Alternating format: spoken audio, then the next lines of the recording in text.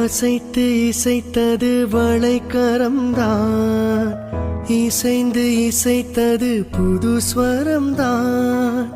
சிரித்த சிரிப்பொலி சிலம்பொலிதான், கழுத்தில் இருப்பது வலம்புரிதான்.